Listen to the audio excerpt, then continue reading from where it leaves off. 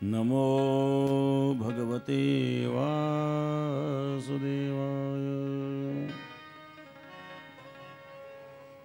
सच्चिदानन्दरूपाय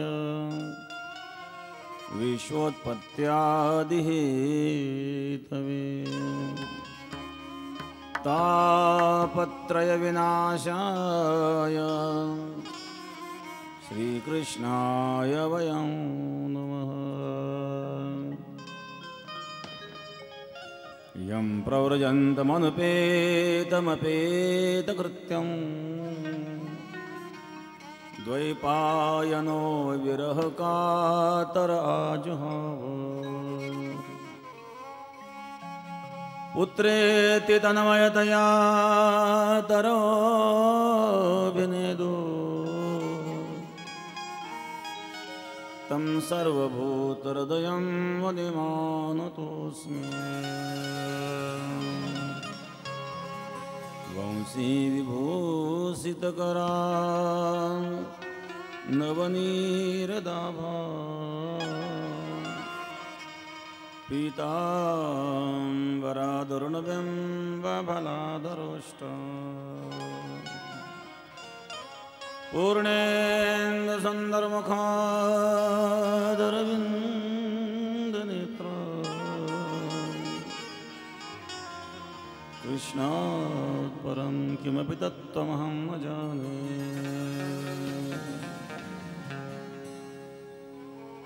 ध्यानमूलं गुरुर्मूर्ति पूजामूलं गुरोः पदम् मूलं गुरोर्वाक्यं मोक्षमूलं गुरुकृपा। गंगाविशुद्धं नितपादस्पर्शं सरोवेष्टितं चुम्बितं पुण्यस्तं सराले स्थितं तं समाधिस्थमूर्तिं गंगागिरियोगिराजम्। शुचिः शीलः समदक्षः सप्रतापं तं नारायणगिरिं वन्दे सच्चिदानन्दविग्रहम्।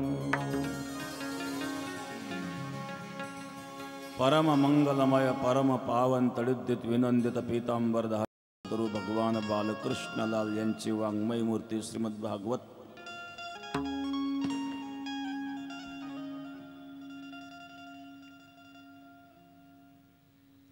सहकार महर्षी स्वर्गीय शंकररावजी कोल्हे साहेब यांचं असणारं द्वितीय पुण्यस्मरण, या द्वितीय पुण्यस्मरणाच्या निमित्ताने सहकार महर्षी शंकरराव कोल्हे विचारधारा ट्रस्ट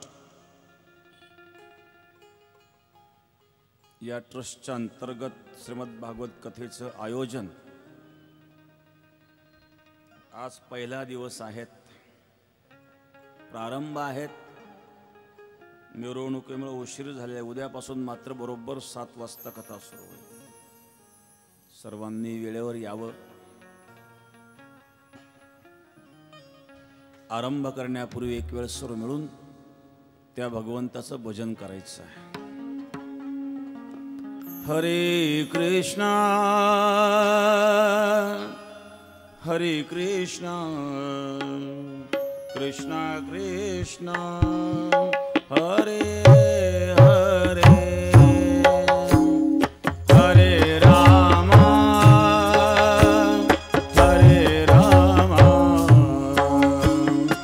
राम राम हरे हरे हरे कृष्णा हरे कृष्णा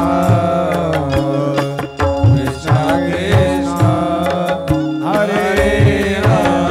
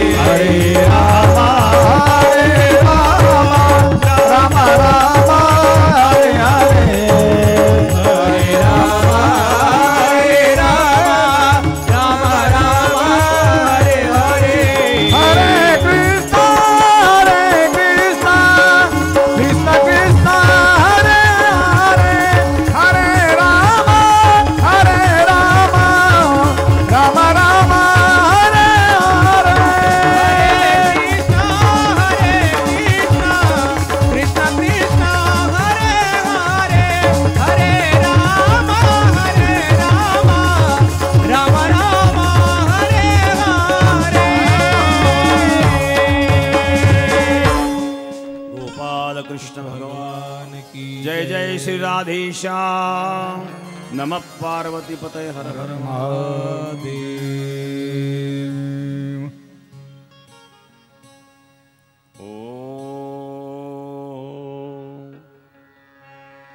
नमो भगवते वासुदेवाय।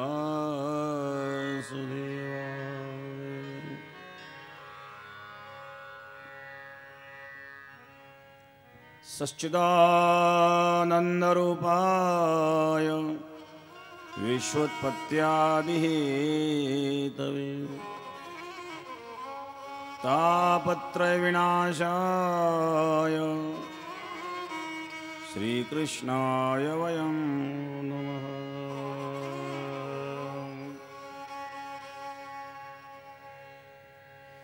परम मंगलमय परम पावन तडिद्युत विनंदित पीतांबरधारी भक्तवंशा कल्पतरू श्री भगवान बालकृष्णलाल यांची वाङ्मय मूर्ती श्रीमद भागवत मंगलाचरण। कुठल्याही शुभ कार्याला आरंभ करताना मंगलाचरण करायचं असतं।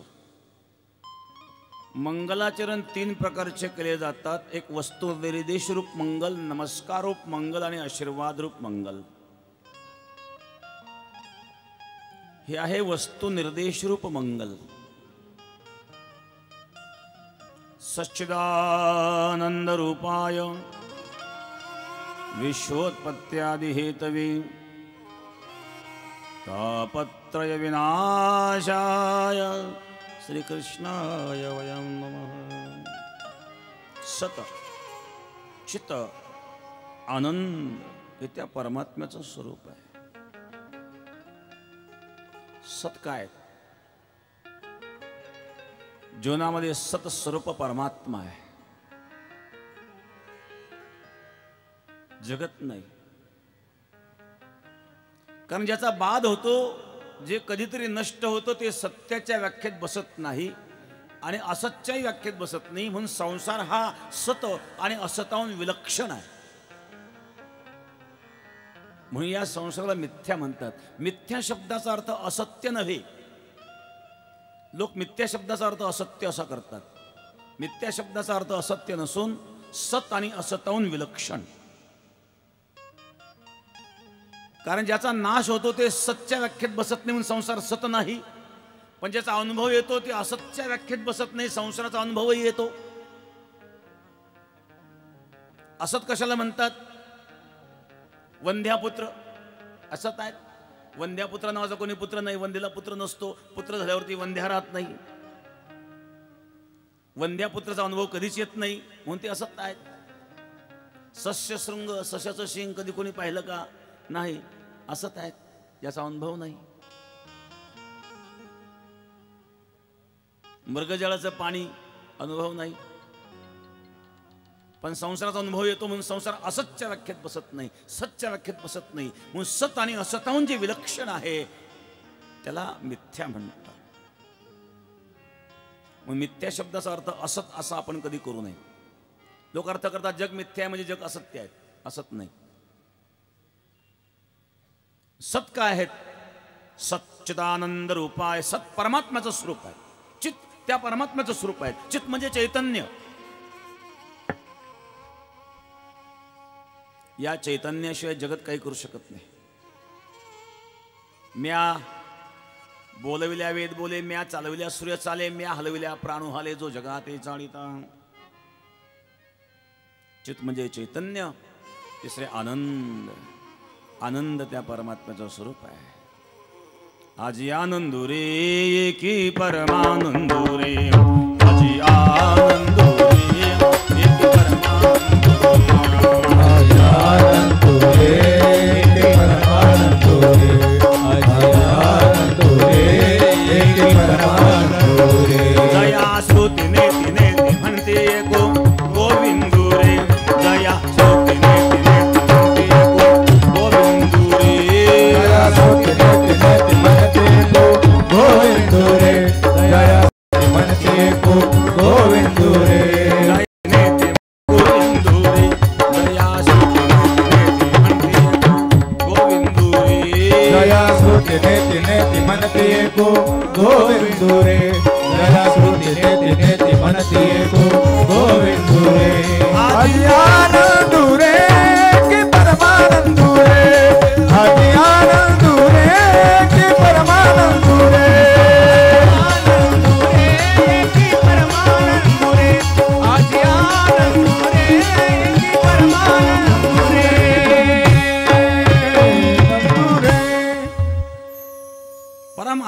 परमात्म्याचं स्वरूप आहेत. सच्चिदानंद रूपाय विश्वोत्पत्ती आदी हेतवी, या विश्वाच्या उत्पत्ती स्थिती लयाला कारण असणारं परमतत्व तापत्रय विनाशाय श्रीकृष्णाय वयम नमः. त्रिविध तापाचा नाश करणारा हा प्रत्येक जीव त्रिविध तापाने होरपडलेला आहे. आध्यात्मिक ताप, आधी भौतिक ताप आणि आधी दैविक ताप, या त्रिविध तापाने होरपडलेल्या जीवाला तापत्रय विनाशाय, या त्रिविध तापाचा नाश करणारे श्रीकृष्णाय वयम नमः. भगवान गोपाल कृष्णाला वंदना करून ग्रंथारंभ करतात. मंगलाचरण. श्रीमद भागवत कथा आरंभ आहे. आज ज्यांच्या द्वितीय पुण्य स्मरणाच्या निमित्ताने कथेला आरंभ आहेत, सहकार महर्षी शंकररावजी कोल्हे साहेब, त्यांचं स्मरणात झाल्याशिवाय राहत नाही.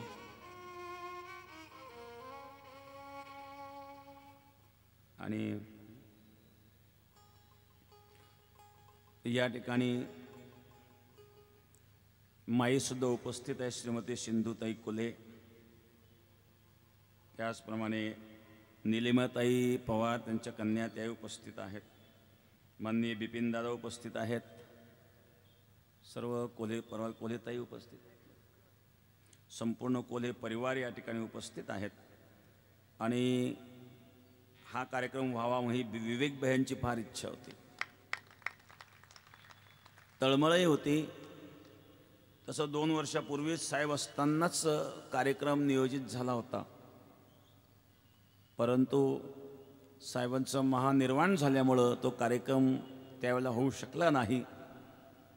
आणि म्हणून तो कार्यक्रम राहिलेला होता. म्हणून विवेक भाईची तीव्र इच्छा होती की आपण हा कार्यक्रम करायचाच, भागवत कथा केलीच पाहिजे. आणि त्यांनी आमच्याकडं हट्ट धरला. वास्तविक आपणा सर्वांना माहीत आहे, बेटाची असणारी व्यस्तता, हजारो गावांशी संबंध असतो, दररोज 2-2, 3-3 कार्यक्रम करायचे असतात. आणि कार्यक्रम आहेच वार्षिक, आपल्या सप्ताह काळातही कार्यक्रम आहेत. दररोज दिवसात 2-2 कार्यक्रम करून पुन्हा रात्री कथा करायची आहे. तसा वेळ मिळणंही शक्य नव्हता. म्हणून शक्यतो रात्रीचे कार्यक्रम आम्ही करीत नाही. असं कारणच हेच आहे की दिवसभर कार्यक्रम असतात आणि काही नियमही आमचे असतात. रात्री झोपायला किती उशीर झाला तरी संसारी माणसासारखं तर झोपता येत नाही आम्हाला. असं दिवस बसतो, काही नियम असतात. झोपायला किती वेळ झाला तरी पाठी 4 वाजता हे उठलंच पाहिजे, हा साधूचा नियम असतो. आणि म्हणून जास्त जर जागृत झाले त्याचा परिणाम प्रकृतीवर होतो. दिवसभर कार्यक्रम करता येतात म्हणून शक्यतो रात्रीचे कार्यक्रम आम्ही टाळतो. पण विवेक भैयाची खूप तीव्र इच्छा होती आणि हा कार्यक्रम व्हावा म्हणून तळमळही होती. म्हणून आपण हा कार्यक्रम या ठिकाणी स्वीकारला आहे. 7 दिवसामध्ये आपण श्रीमद भागवत विवेचन करणार आहोत. श्रीमद भागवत हा विशाल ग्रंथ आहे. 7 दिवसामध्ये होऊ शकत नाही. त्यामध्ये फक्त 3-3 तास, आज तर 2च तास. पहिला दिवस मिरवणुकीमध्ये वेळ गेलाय. काही त्रोटक प्रसंग आपण श्रीमद भागवतातील या 7 दिवसामध्ये पाहणार आहोत.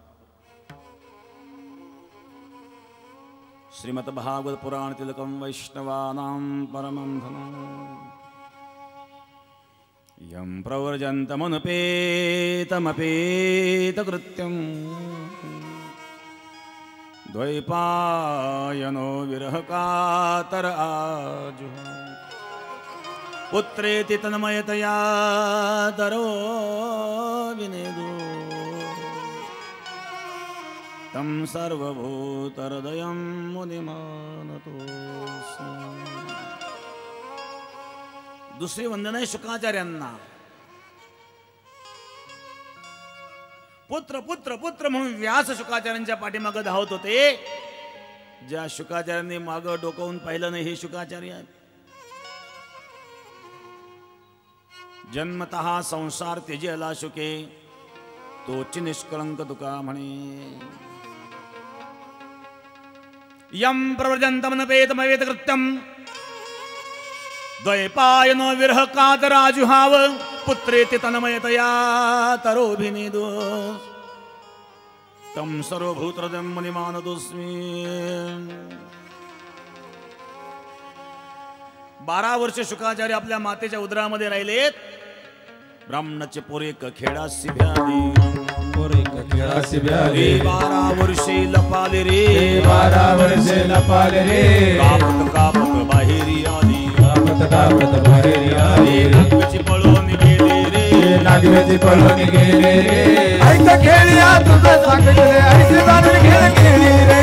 ऐक खेळिया तुझं सांगितले ऐसे जाणून खेळ खेळी रे. तुझं सांगितले ऐसे जाणून खेळ खेळ रे. ऐक खेळिया तुझं सांगितले ऐसे जाणून खेळ खेळ रे. 12 वर्ष आपल्या मातेच्या उदरामध्ये राहिलेत. कापत कापत बाहेरी आली, नागवेची पळून गेली रे. हो, शुकाचार्य पुढे धावतात, पाठीमागून व्यास धावत होते. शुक शुक शुक पुत्रे तितनमयते यातरोभिनेदोस तम सर्वभूतहृदयं मुनिमानतोऽस्मि.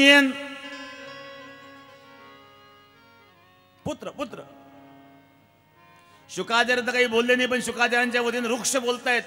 पुत्रे ते तन्मयतया तरोभिनेदू. तरु म्हणजे वृक्ष अभिवादन करतायत. कोण पुत्र?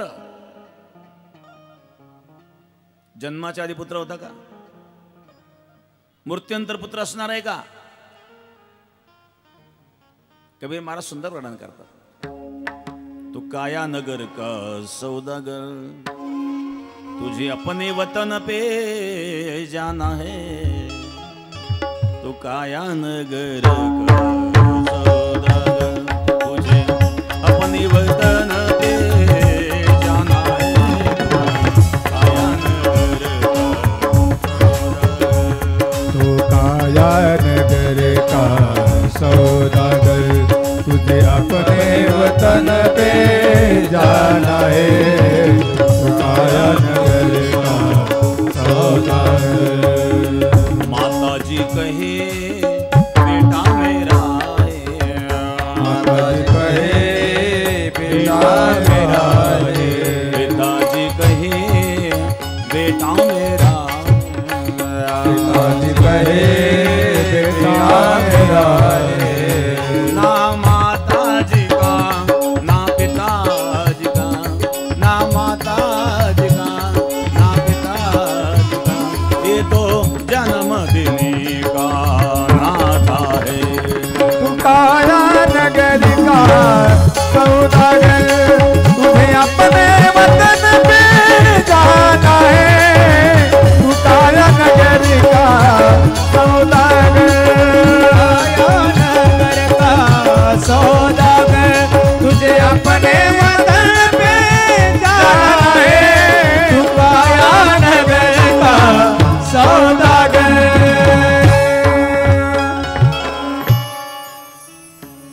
माता जी कहे बेटा मेरा है, पिताजी कहे बेटा मेरा है. ना माता जी का ना पिताजी का, ये तो जन्म देने का नाता है. थोड़ा मोकळा करा आवाज. बहन कहे भाई मेरा है, भाई कहे बहन मेरी है. ना बहन का ना भाई का, ये तो रक्षा बंधन का नाता है. सास कहे दामाद मेरा है, ससुरा कहे दामाद मेरा है. ना सास का ना ससुरे जी का, ये तो बेटी देने का नाता है. गुरु कहे चेला मेरा है और चेला कहे गुरु मेरा है. ना गुरु जी का ना चेले जी का, ये तो विद्या देने का नाता है. कबीर कहे कमाल मेरा है और कमाल कहे कबीर मेरा है. ना कबीर का ना कमाल का, ये तो हरिगुण गाने का नाता है. कोण पुत्र? पुत्रेति तन्मयतया तरोभिनेदो तम सर्वभूतहृदयं मुनिमानतोऽस्मि. तरू म्हणजे वृक्ष. वृक्ष अभिवादन करतायत. शुकाचार्य मागावळून पाहायला तयार नाही आहे. हे शुकाचार्य, अशा शुकदेवांना वंदना. नैमिषारण्यामध्ये 88 सहस्र ऋषींचं सत्र आहेत. सूत महाराज व्यासपीठावर आरूढ आहेत. 88 सहस्र ऋषी समोर बसलेले आहेत आणि त्यांचं प्रतिनिधित्व शौनक मुनी करतायत. आणि शौनक मुनी सुत महाराजांना प्रश्न विचारतायत नैमिषारण्यामध्ये. अज्ञानध्वंत विध्वंस कोटी सूर्य समप्रभ सुताख्यायी कथा सारम मम कर्ण रसायनम. अज्ञानध्वंत विध्वंस कोटी सूर्य समप्रभ, अज्ञानाचा विध्वंस करण्याकरिता तुम्ही कोटी सूर्याप्रमाणे तेजस्वी आहात. हे सुत महाराज, सुताख्यायी कथा सारम मम कर्ण रसायनम, अशा प्रकारची कथा आम्हाला सांगा जे संपूर्ण वेदशास्त्राचं सार आहे.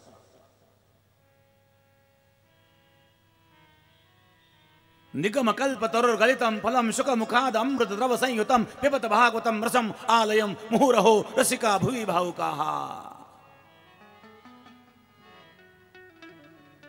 वेदरूपी कल्पवृक्षाचं परिपक्व फळ म्हणजे श्रीमद भागवत आहे. अज्ञानध्वंत विध्वंस कोटी सूर्य समप्रभ सुताख्यायी कथा सारम मम कर्ण रसायनम. असं रसायन सांगा. रसायन आयुर्वेदामध्ये एक रसायन चिकित्सा आहे, एक आहे काष्ठ चिकित्सा. काष्ठ चिकित्सामध्ये त्या वनस्पतींचे साल फळ आदी पंचांग वापरले जातं, मूळ. पण रसायन चिकित्सेमध्ये त्याचा अर्क काढला जातो. तसं संपूर्ण ग्रंथांचा वेदशास्त्राचा सार मम कर्ण रसायनम असं आम्हाला सांगा, श्रवण करायचं. एवढे ग्रंथ वाचण्याकरता तर वेळ नाहीये. आणि या कलियुगामध्ये अत्यंत दीन मनुष्य झालेला आहेत. इह घोरे कलप्रायो जीवश्चासृतांगता क्लेशक्रांतस्य तस्यैव शोधने किं परायणं. इह घोरे कलिप्रायो, हा घोर असणारा कलियुग. या कलियुगामध्ये सर्वात सोपा सुगम मार्ग कोणता? काल व्याल मुख ग्रास त्रास निर्णाश हेतवे श्रीमद्भागवतम शास्त्रम कलोकीरेण भाषतम. काल व्याल मुख ग्रास त्रास निर्णाश हेतवे, कालरूपी सर्प आहेत. या कालरूपी सर्पामध्ये ग्रस्त झालेले, या कालरूपी सर्पाने संपूर्ण जगाला ग्रस्त केलेला आहे. त्यातून मुक्ती मिळण्याकरता श्रीमद भागवतम शास्त्रम, श्रीमद भागवत एक शास्त्र आहे जे काळावर विजय मिळवून देतं. जन्मांतरे भवेत पुण्यम सदा भागवतम लभे.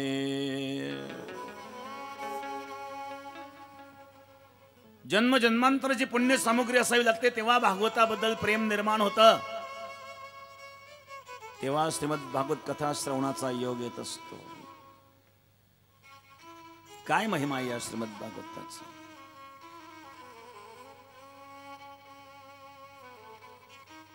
एकदा प्रसंग आहे.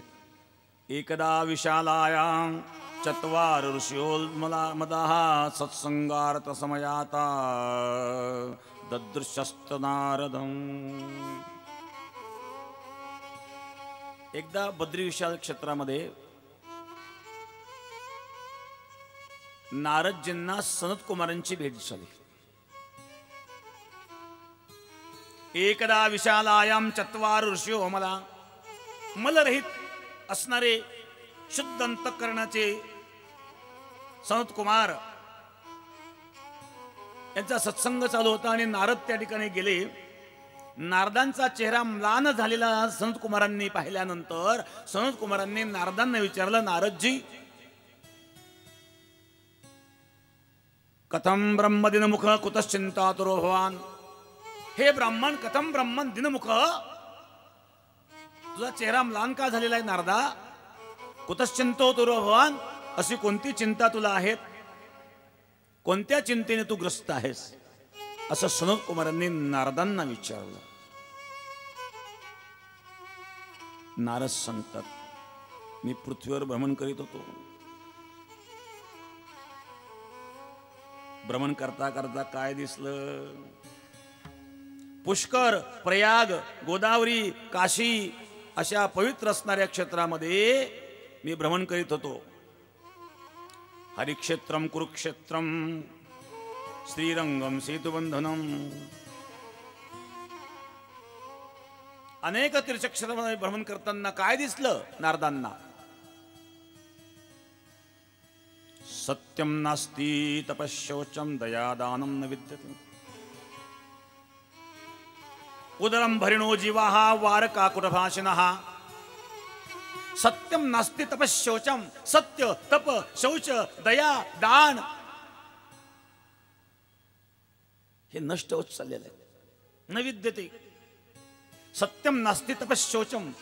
लोक सत्य बोलत नाही. बोलताना असं दाखवतात जणू सत्यवादी हरिश्चंद्रानंतर याचाच नंबर, पण बोलता बोलता खोटं बोलतात. खरं बोलतो असं भासवतात पण बोलतात खोटं, फसवतात.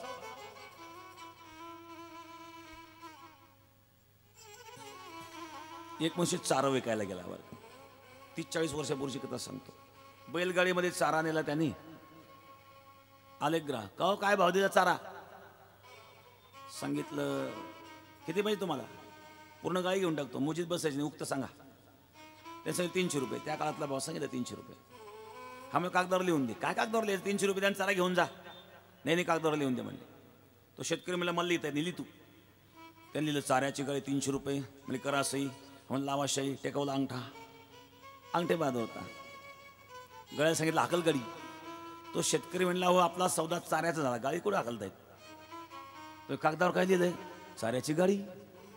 बघा बोलता बोलता ते शेतकरी म्हणला आपला सौदा गाडीचा नाही चाऱ्याचा झाला. तो बैला सकट गाडीच घेऊन चाल 300 रुपये. तो रडायला लागला. लोक गोळा झाले, का गरीबाला फसवतो तुम्ही? तो नाही बघा मी खरा माणूस आहे, मला खोटं बोलले अजिबात आवडत नाही. कागदावर वाचावर काय लिहिलंय? तू चाऱ्याची गाडी घेतली म्हणले. मी चाऱ्याची गाडी. अहो तो 300 रुपयात मिळत असते का? तो तुम्हाला काय करायचं? घेतली म्हणले घेतली. त्याच्यामध्ये एक सत्संगी होता. तो म्हणे थांब, या कागदावर काय लिहिलंय? म्हणजे चाऱ्याची गाडी 300 रुपये. याच्यावर तुझा विश्वास आहे? म्हणले मग या कागदावर बैल लिहिले का? नाही. काढ म्हणले बैल. याच्यात जू लिहिलंय का? नाही. काढ म्हणले जू. याच्यात चाक लिहिले का? नाही. काढ म्हणले चाक. या कागदावर आक लिहिलंय का? काढ म्हणले आक. सगळे पार्ट बाजू काही उचल तुझा सारा. गरीबाला फसवतो म्हणजे. कलियुगातला माणूस कसा वागतो? सत्यम नास्ति तपश्शौचम दयादानम न विद्यते. सत्य राहिलं नाही. तप म्हणजे सहनशीलता. कलियुगातल्या माणसाची सहनशीलता कमी झाली. शौच म्हणजे पावित्र्य राहिलं नाही. दयाभाव राहिला नाही. आणि दान करण्याची वृत्ती राहिलेली नाही. मग काय करतायत हे? उदरम भरिणो जीवा वारका कुटभाषिणः. प्रत्येक मनुष्य पोट भरायच्या मागे लागलेला आहे. वारका कुटभाषिणा. स्त्रिया कुटभाषी झालेल्या आहेत कलियुगातल्या.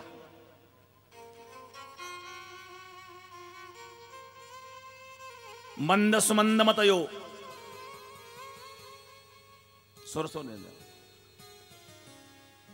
मंद सुमंद मतयो मंद भाग्या उपद्रिता. पाखंड निरता संतो विरक्ता सपरिग्रह. मंद सुमंद मतयो. कलियुगातल्या माणसाची मती मंद झाली, भाग्य मंद झालं. पाखंड निरता संतो. लोक पाखंडी झालेत. पापात प्रवृत्ती वाढली. विरक्ता असा परिग्रह. विरक्त सुद्धा परिग्रहाच्या मागे लागले. तरुणी प्रभुता गे हे शालको बुद्धिदायक. माता पित्याचं ऐकत नाही, पत्नीचं ऐकल्याशिवाय राहत नाही. शालको बुद्धिदायक. भावाचा सल्ला घेणार नाही पण साल्याचा सल्ला घेईल. भागवतामध्ये स्पष्ट होतं काही शालको बुद्धिदायक. साल्याची बुद्धी. कन्या विक्रयणो लोभात दंपत्तीनांच कल्कनम. अट्टशूला जनपदाः शिवशूला द्विजातयः कामिन्यकेशशूलिन्यः संभवन्ति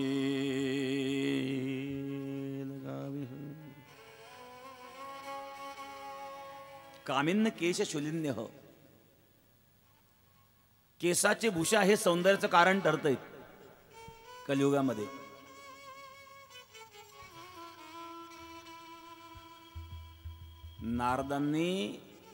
नारद कुठं कुठं गेले? हरिद्वार, कुरुक्षेत्र, श्रीरंग, सेतुबंध तीर्थक्षेत्रामध्ये फिरल्यानंतर नारदांना हे दिसलं. नारद जर मुंबई कलकत्त्यासारख्या ठिकाणी गेले असं काय पाहिलं असतं त्यांनी? तीर्थक्षेत्रातली अवस्था नारदजी वर्णन करतायत या कलियुगातली. अशा प्रकारे मी भ्रमण करीत होतो. भ्रमण करीत करीत वृंदावनला आलो. वृंदावनला आल्यानंतर एक दृश्य दिसलं. कोणी एक तरुणी आहेत, दोन वृद्ध मूर्छित पडलेले आहेत. ती तरुणी रडत आहे. मी चाललो असताना त्या तरुणीने मला हाक मारली. भो भो साधोशनम तिष्ठमश्चिंतामपि नाशय. हे साधो, हे महाराज क्षणभर थांबा. भो भो साधोशनम तिष्ठ मश्चिंतामपि नाशय. माझी चिंता दूर करा महाराज, क्षणभर माझ्याकरता थांबा. कोण आहे तरुणी?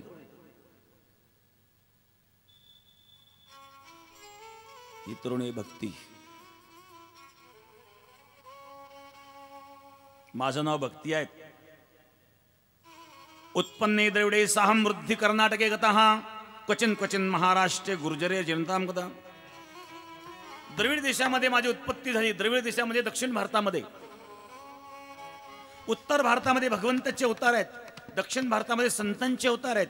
शंकराचार्य, रामानुजाचार्य, माधवाचार्य, वल्लभाचार्य, निंबरकाचार्य हे सगळे आचार्य दक्षिण भारतातले आहेत.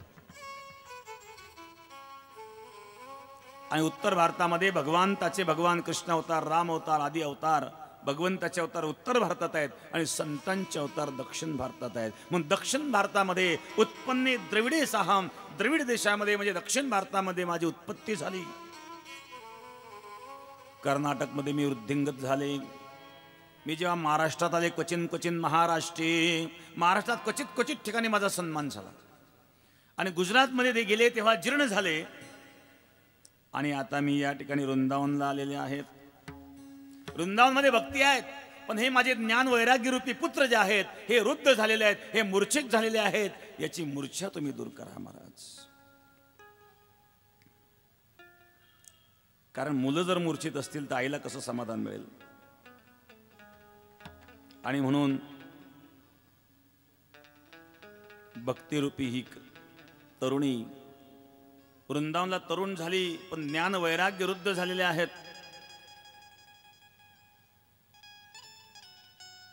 असं म्हटल्यानंतर नारदजी गेले. वेद वेदांत घोषश्च गीता पाठय मुहुर्मुहु.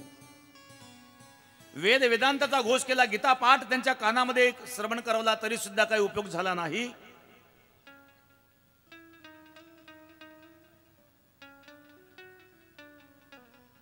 अनेकांना प्रश्न विचारला, कोणी उत्तर देत नव्हतं. म्हणून नारदांचा चेहरा म्लान झालेला आहे. त्यावेळेला सनत कुमारांनी नारदांना सांगितलं, नारदजी त्याकरता एकच उपाय, म्हणजे श्रीमद भागवत कथा. भाग्यदोयोन बहुजन्म समर्दितेन सत्संगमंच लभते पुरुष यदा वैहि. फार मोठं भाग्य लागतं श्रीमद भागवत कथा श्रवण करण्याचं सुद्धा. आणि म्हणून ज्ञान वैराग्य आणि भक्ती तिघांचा समन्वय कुठं असेल तर तो श्रीमद भागवतामध्ये आहे. म्हणून सदैव श्रीमद भागवताचं सेवन करावं. सदा सेव्या सदा सेव्या श्रीमद भागवती कथा. सदा सेव्या सदा सेव्या श्रीमद भागवती कथा. सदा सेव्या सदा सेव्या श्रीमद् भागवती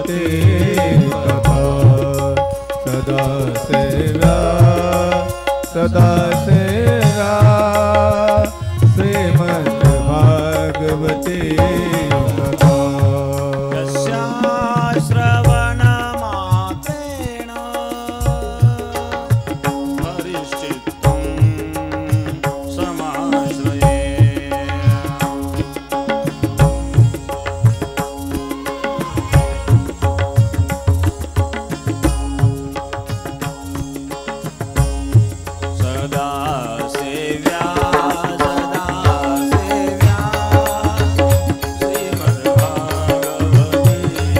सदा सेवा सदा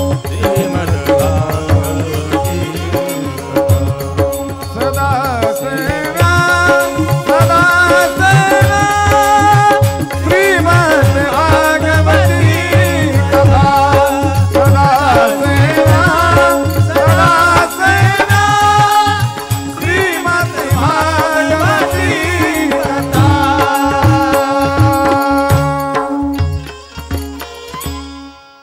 यस्या श्रवण मात्रेण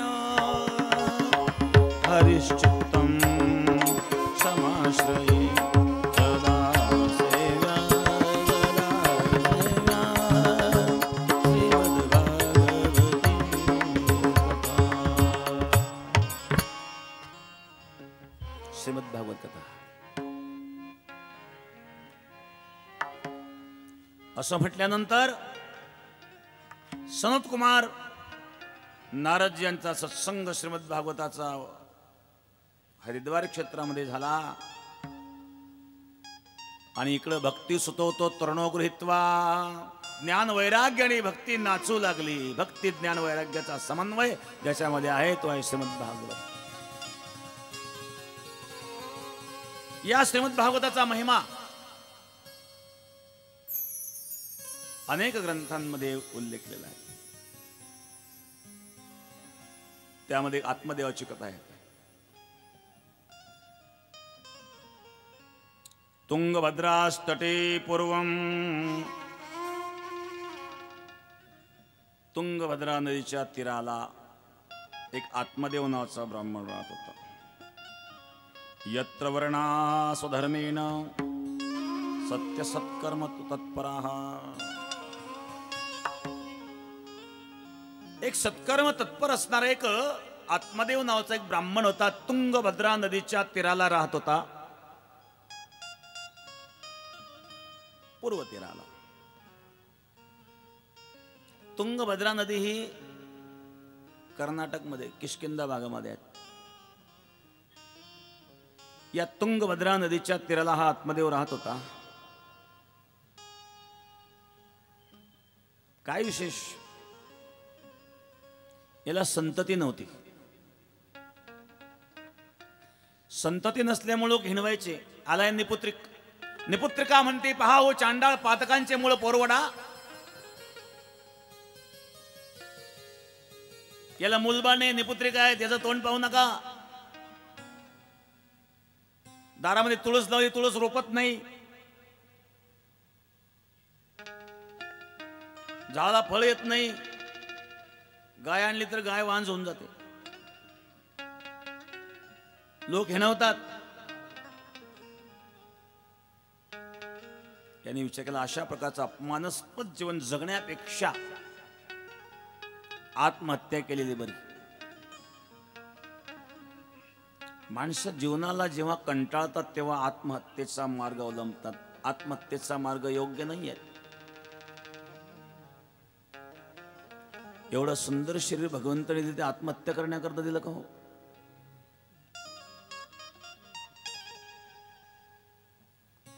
आत्महत्या करण्याकरता गेलेला आहेत. एका साधूचं दर्शन झालं. आत्मदेव ब्राह्मणाने विचार केला चला मरता मरता साधूचं दर्शन घेऊ मग मरू. दर्शन घेतलं रडायला लागला. कथम रोदिसी विप्रत्वम क्वाते चिंतावलीयसी वदत्वम सत्वरम मय्यस्य दुःखस्य कारणम. कथम रोदिसी विप्रत्वम, हे ब्राह्मणा का रडतोस?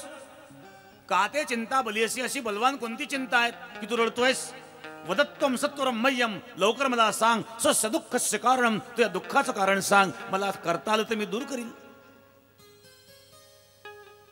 काय करावं म्हणले महाराज. संतती नाही आहे.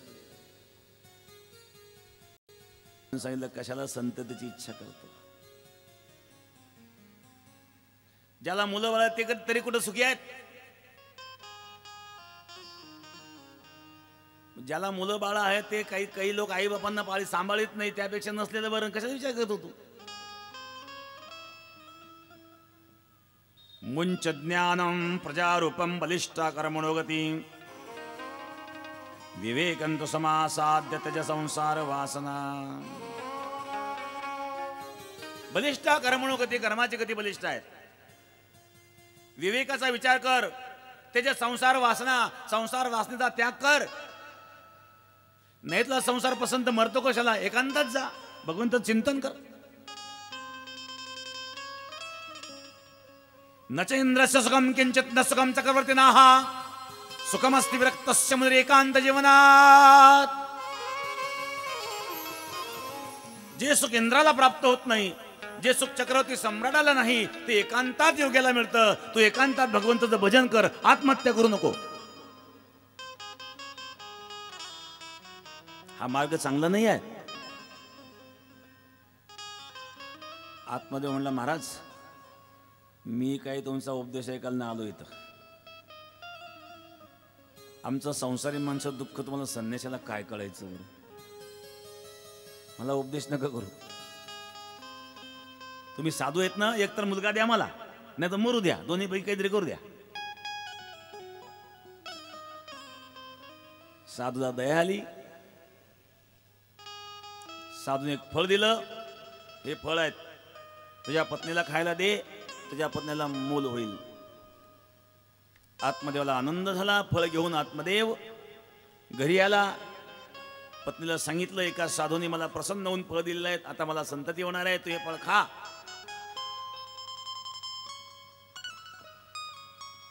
आत्मदेवाची पत्नी धुंदुली, धुंदुलीला प्रसन्न होतं. धुंदीला वाटायचं बरं आहे आपण दोघं राहतो, कशाला मूल बाळ पाहिजे. 9 महिने गर्भात सांभाळायचं, नंतर लहानचं मोठं करायचं, कुणी सांगितले उद्योग. तिची बहीण तिथं आलेली होती. तिची बहीण म्हणले, कशाला हे फळ खाते, कोणाने दिलं काय दिलं, तुला मुलगा पाहिजे असं तर मला मुलं आहेत ना, माझा एक मुलगा घेऊन दत्तक. आता बहिणीला मुलं बाळ भरपूर खायला मिळत नाही, यांच्याकडे खायला भरपूर तर मुलं बाळ नाही. बघा जग. तिने सांगितलं, बघ मी गर्भवती आहे, मला मुलगा होणारच आहे. तू काय कर, गर्भवतीचं सोंग कर. मला जेव्हा मुलगा होईल ना, तेव्हा मी म्हणेल माझा मुलगा मेला, तू म्हण मला मुलगा झाला, मी माझा मुलगा आणून देते तुला. कशाला फळ खाते म्हणे. बहिणीने सल्ला दिला, बहीण गेली निघून. हिने काय केलं, ते फळ स्वतः न खाता गायला घालून दिलं आणि गर्भवतीचं सोंग आणलं. चिरगोटी बांधून वाढविले पोट गर्वार बोभाट जनामाची. वांझेने दाविले गर्भाचे लक्षण चिरगोटे घालून वाढावया. फळ खाल्लं नाही तिने. गर्भवतीचं लक्षण दाखवण्याचा प्रयत्न केला. आत्मदेवाला आनंद झाला. साधूने फळ दिलं, निश्चित तिला लाभ झाला. तिच्या बहिणीला जेव्हा मुलगा झाला, तिने पाठीमागच्या दाराने आणून दिला. ती म्हणली माझा मुलगा मेला, आणि ही म्हणली मला मुलगा झाला. हे रहस्य दुसरं कोणाला माहितीच नाही. आत्मदेवाला आनंद झाला. आत्मदेवाने उत्सव केला, मुलाचा जन्मोत्सव केला. 5वी केली, बारस केलं. आता हे म्हणली काय करा, मुलाला जन्म तर दिला पण दूधच नाही. मग ती म्हणली माझ्या बहिणीला मुलगा होऊन मेला म्हणले, तर याला मला तर दूध नाही, मग बहिणीकडे पाहू, जोपर्यंत दूध पितो तोपर्यंत बहिणीकडे पाठवून द्या. आत्मदेवांना ठीक आहे, दिलं बहिणीकडे परत पाठवून. 3 महिन्यानंतर त्या गाईला मुलगा झाला, कारण त्या साधून दिलेला प्रसाद होता. तो प्रसाद गाईला घातल्यामुळं गाईला सुद्धा मुलगा झाला. त्याचे कान गाईसारखे होते म्हणून त्या मुलाचं नाव ठेवलं गोकर्ण, आणि याचं नाव ठेवलं धुंदुक्कारी. हा धुंदुलीचा पुत्र धुंदुक्कारी. धुंदुक्कारी आणि गोकर्ण 2 पुत्र आता आत्मदेवाच्या घरामध्ये खेळत आहेत.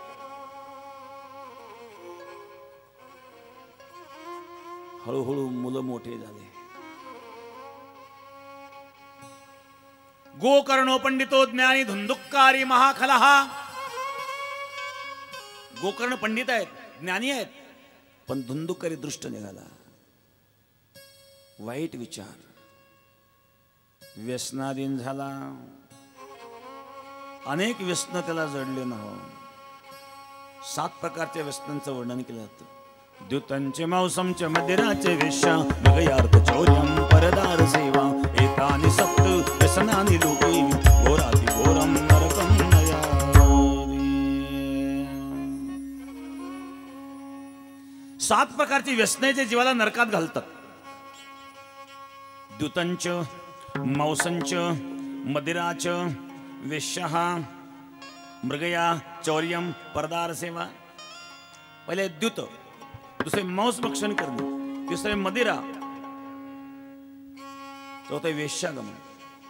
मृगया म्हणजे शिकार करणे, चौर्यम म्हणजे चोरी करणे, परदार सेवा म्हणजे परस्त्रीगमन. एतानि सप्त व्यसनानि लोके. हे 7 व्यसन आहेत. घोराति घोरम नरकम नयाति. अति घोर नरकात घालणारी 7 व्यसन आहेत. हे 7ही व्यसन ज्याला जडली, दारू पिऊन येऊ लागला घरामध्ये. एक दिवस आत्मदेवाने अडवलं, अरे तू काय करतो धुंदुकारी. एक तर संतती होत नव्हती, मी आत्महत्या करण्याकरता गेलो असताना एका साधूने प्रसाद दिला, फळ दिलं, तुझा जन्म झाला, तू आता व्यसनाधीन झालास. एक पवित्र अशा ब्राह्मण कुळामध्ये जन्मून तू मदिरा प्राशन करतोस, तू मांस भक्षण करतोस, तू दूध खेळतोस.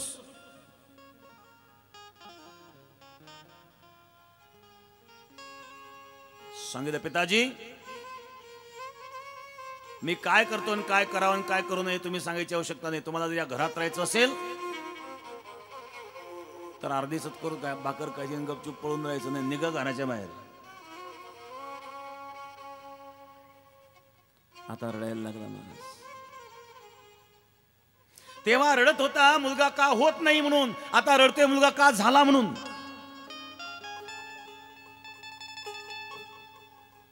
एखादी वस्तू सुखाकरता आपण प्राप्त करू इच्छितो, परंतु तीच वस्तू कालांतराने दुःखाला कारण ठरते. आत्मदेवाला असं वाटलं की मुलगा झाला म्हणजे सुख मिळेल, पण तो मुलगा जेव्हा व्यसनाधीन झाला, मदिरा प्राशन करू लागला, नाही ते कर्म करू लागला, रडायला लागला. जीवनामध्ये जेव्हा संसारात चटके बसायला लागतात, होरपळायला लागतो, तेव्हा परमार्थ पटायला लागतो, पचायला लागतो. कथा कीर्तन म्हटलं की 50च्या पुढची जास्त लोक दिसतात. याला कारण काय?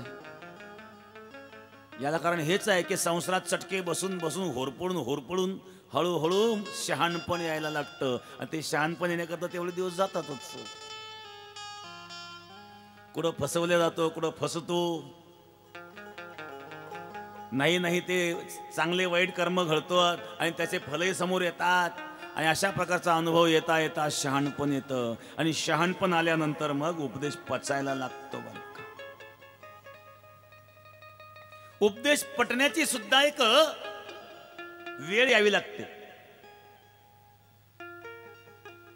जेव्हा आत्मदेव ब्राह्मण आत्महत्या करण्याकरता गेला होता तेव्हा साधूने उपदेश केला होता, पण तो साधूचा उपदेश तेव्हा पटला नाही. पण आता जेव्हा मुलाने सांगितलं तुम्हाला घरात राहायचं असेल तर राहा, नाही तर निघा घराच्या बाहेर, आता मात्र उपदेश पटायला लागला.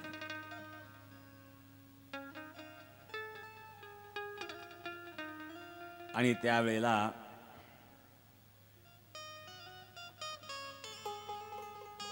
आत्मदेव ब्राह्मणाला गोकर्णाने उपदेश केला.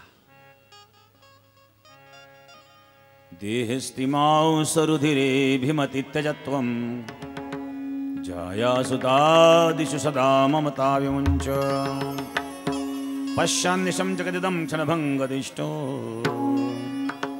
वैराग्यरागरसिको भवभक्तिनिष्ठो धर्मं भजस्व सततं त्यज लोकधर्म सेवस्व साधु पुरुषान् जहि कामतृष्ण अन्यस्य दोषगुणचिन्तनमंश मुक्त्वा सेवा कथारसमो नितरां पिबत्वा.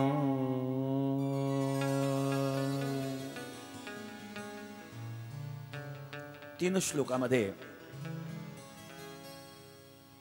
गोकर्णाने आत्मदेवाला उपदेश केला, पिताजी देह अस्ति मांस रुधिरे विमते तेजत्तम, हे शरीर रक्त रेत दुर्गंधाने भरलेलं आहे.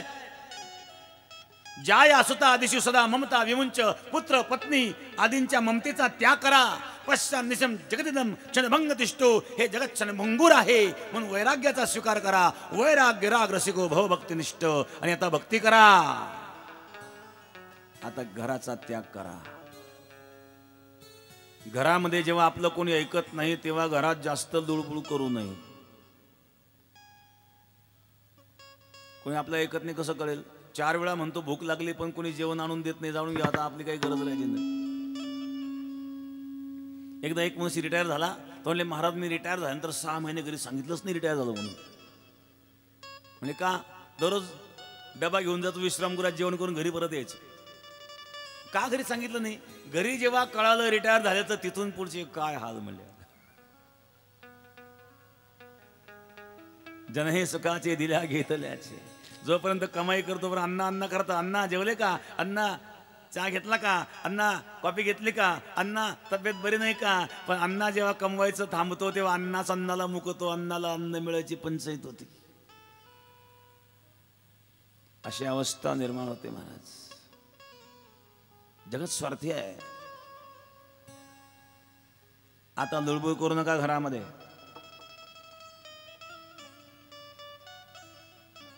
आता उपदेश पटायला लागला आणि आत्मदेवाने घराचा त्याग केला महाराज. आता धुंदुकारी आणखीच उन्मत्त झाला. त्याची आई होती धुंदुली. एक दिवस धुंदुलीने विरोध केला, धुंदुकारी तू काय करतोस? हातात काठी घेतली, आईच्या पाठीमागे लागला. धुंदुलीला दिसायला कमी झालेला आहेत, पळायला लागली. पाठीमागून हा धुंदुकारी पडतोय. पडता पडता धुंदुली एका ओसाड विहिरीत पडली आणि विहिरीत पडल्यानंतर तिथेच मृत्यू झाला. बाप वनात निघून गेला, आई विहिरीत पडून मेली. आता याला कोणाचा धाक राहिला नाही. आतापर्यंत त्या वेश्यांकडे जायचा आणि त्या वेश्याच घरात आणल्या. आता ते वेश्यांचे लाळ कौतुक पुरवण्याकरता एवढा पैसा आणायचा कुठून? त्यांनी चोऱ्या करायला सुरुवात केली. त्यांनी विचार केला नेहमी नेहमी चोऱ्या करण्यापेक्षा एखादी मोठी चोरी करावी की पुन्हा चोरी करायची गरज पडू नये. त्यांनी एका राजाच्या राजमहालात चोरी केली. चोरीमध्ये तो सफलही झाला.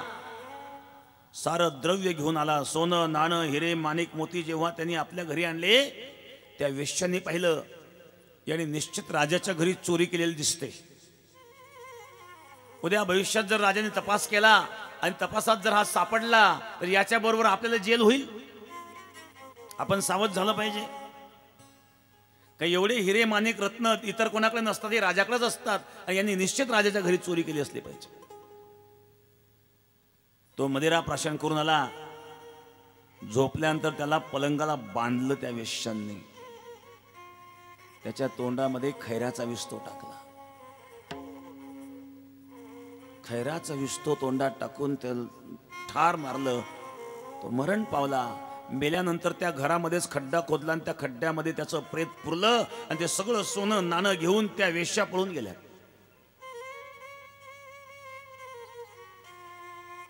इकडं गोकर्ण तीर्थयात्रेला गेलेला होता. गोकर्णाला कळालं भावाचा मृत्यू झाल्याचं. गोकर्णाने गयेला जाऊन भावाच्या नावाने पिंडदान केलं आणि तीर्थयात्रा करून गोकर्ण जेव्हा घरी परत आला त्यावेळेला रात्री अचानक त्याला चित्र विचित्र असे आवाज यायला लागले.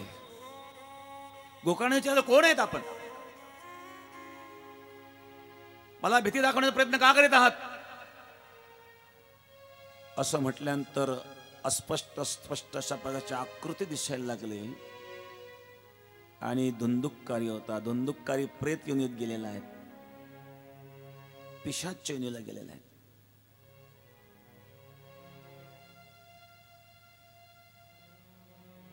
अहम भ्राता तुदीयस्मिन् धुंदुकारिति नामतः स्वकीयेन दोषेन ब्रह्मत्वं नाशितं मया.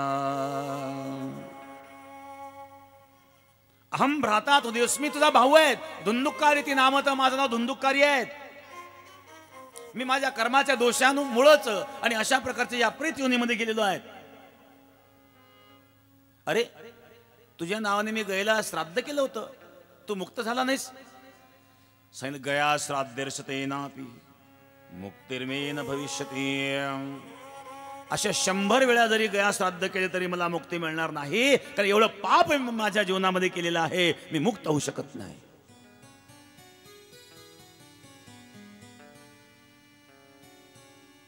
माझ्या मुक्तीकरता काहीतरी कर.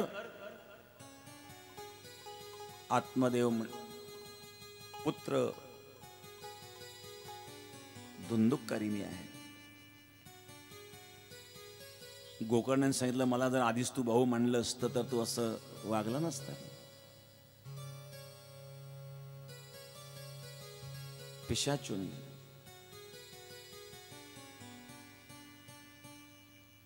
ठीक आहे. गोकर्ण सूर्य उपासक होता. भगवान सूर्यनारायणाची आराधना केली आणि भगवान सूर्यनारायणाने सल्ला दिला. श्रीमद भागवतान मुक्ती सप्ताह वाचनम करू. सूर्यनारायण सांगितलं तुझ्या भावाला मुक्ती मिळावी असं तुला वाटत असेल तर तू श्रीमद भागवत कर. गोकर्णाला सल्ला दिला आणि गोकर्णाने श्रीमद भागवताला सप्ताहाचं आयोजन करायला प्रारंभ केला. त्या ठिकाणी धुंदुककारीचं आव्हान केलं, स्थापना केली. 7 गाठीचा बांबू त्या ठिकाणी ठेवला. प्रत्येक दिवशी एक एक गाठ फुटू लागली. पहिल्या दिवशी एक गाठ फुटली, दुसऱ्या दिवशी एक गाठ फुटली, तिसऱ्या दिवशी एक गाठ फुटली. 7 दिवसात 7 गाठी फुटल्या आणि 7व्या दिवशी धुंदुककारी दिव्य देह धारण करून प्रगट झाला आणि धुंदुककारी प्रेत योनीतून मुक्त झाला. गोपाल कृष्ण भगवान की जय जय श्री राधेश्याम. श्रीमद भागवताच्या श्रवणाने धुंदुककारी दिव्य देह धारण करून मुक्त झाला. ज्याने जीवनभर कुकर्म केले, कुकर्म करून प्रेत योनीला गेला, परंतु अशा अवस्थेमध्येच त्यांनी श्रीमद भागवत श्रवण केल्यानंतर त्यालाही मुक्ती मिळाली. तर आपण तर भूत नाही, आपण माणसं आहोत, आपल्याला का मुक्ती मिळणार नाही? पण कथा श्रवण करण्याचा सुद्धा की विधी आहे. 7 गाठीचा बांबू, या 7 गाठीमध्ये हा जीव अडकलेला आहे. एक आहे स्त्री आसक्ती, पुत्र आसक्ती, तिसरा आहेत व्यवसाय आसक्ती, चौथे द्रव्य आसक्ती, 5वे कुटुंब आसक्ती, 6वे ग्रस्त आसक्ती, ग्रामाची आसक्ती. अशा अनेक प्रकारच्या आसक्तीच्या गाठी आहेत. यामध्ये हा जीव अडकलेला आहे आणि या गाठी श्रीमद भागवत कथेच्या श्रवणाने मुक्त होतात. अशा प्रकारे श्रीमद भागवत प्रत्यक्ष भगवान कृष्णाची वाङ्मय मूर्ती आहे. श्रीमद भागवतोऽख्यहं प्रत्यक्ष कृष्ण एव हि. श्रीमद भागवत कथा श्रवण करताना 7 दिवस संयम ठेवावा.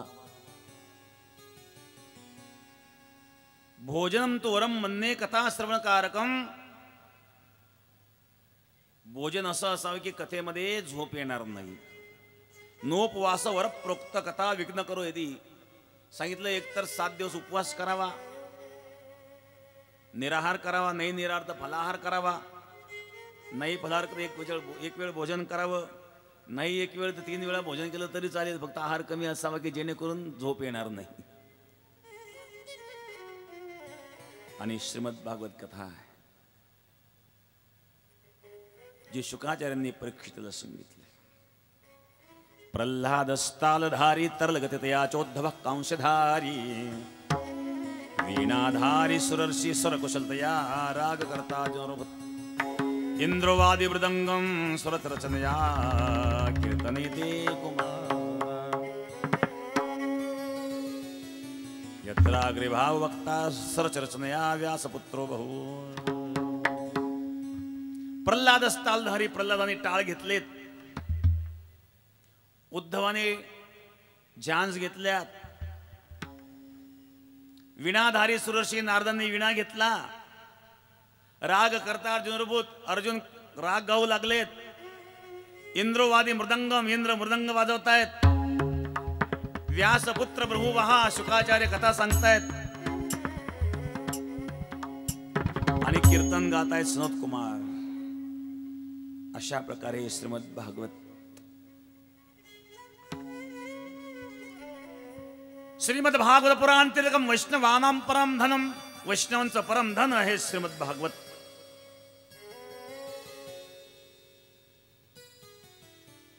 कथा श्रवण करावी. स्कंद पुराणामध्ये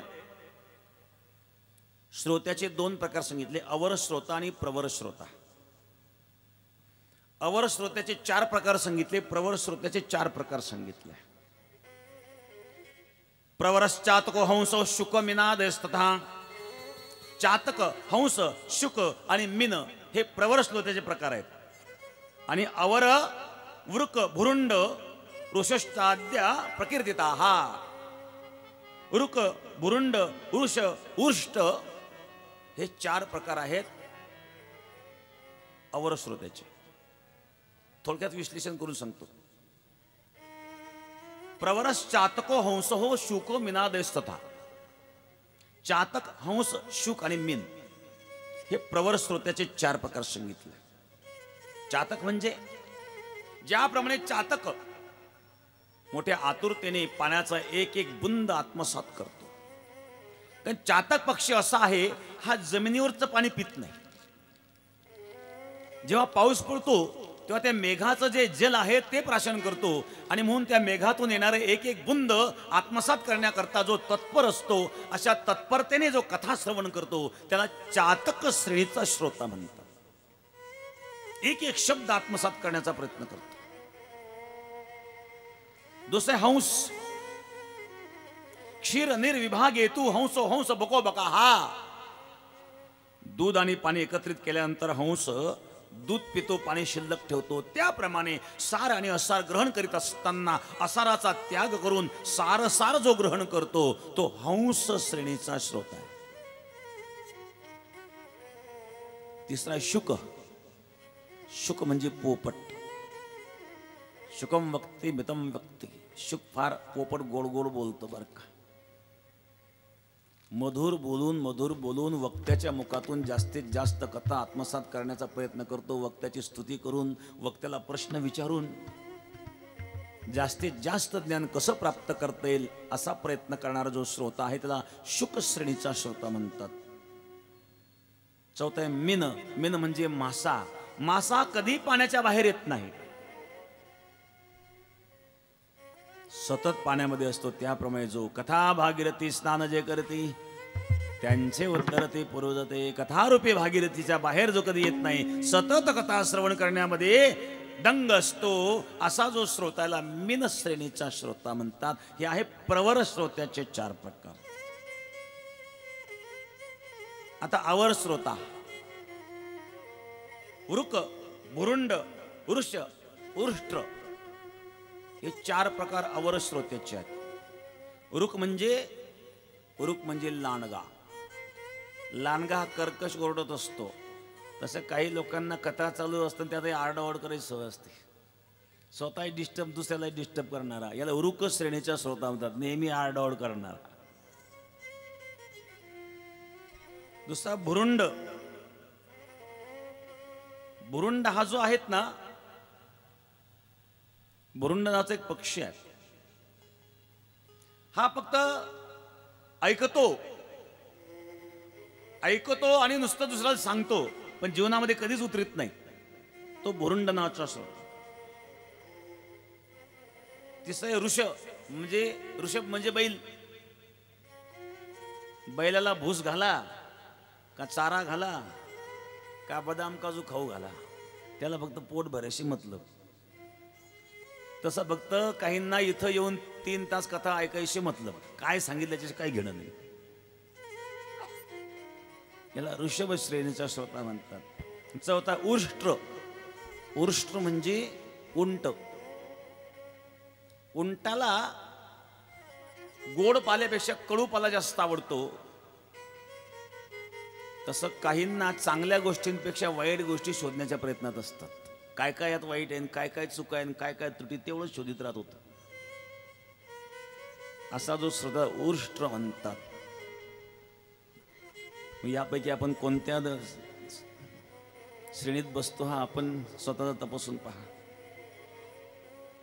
कथा श्रवण करताना संयमाने कथा श्रवण करावी. 7 दिवस भगवंताच्या चिंतनात राहावं. शक्य झाल्यास भूमीवर शयन करावं. शक्य झाल्यास उपवास करावा. नसेल शक्य नाही झालं तरी चालेल, परंतु कमीत कमी कथेमध्ये आळस येणार नाही अशा प्रकारचा आहार सेवन करावा. आणि हा श्रीमद भागवताचा महिमा आहे. त्यानंतर ग्रंथाला आरंभ. ग्रंथारंभ करण्यापूर्वी एक वेळ त्या परमात्म्याचा आपण सर्व मिळून भजन करूया. नंतर ग्रंथाला आरंभ.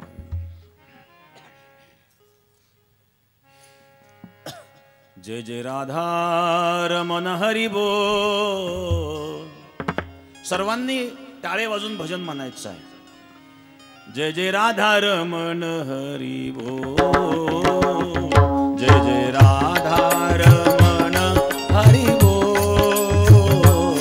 जय जय राधा रमण हरी बोल. जय जय राधा रमण हरी बोल. जय जय राधा रमण हरी बोल. जय जय राधा रमण हरी बोल. जय जय राधा रमण हरी बोल. जय जय राधा रमण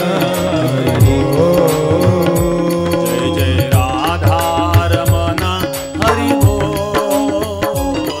जय जय राधा रमण हरी बोल. राधा रमण हरी बोल. जय जय राधा रमण हरी बोल. हरी बोल हरी बोल हरी बोल हरी बोल. हरि बोल हरि बोल हरि बोल हरि बोल. हरि बोल हरि बोल हरि बोल हरि बोल.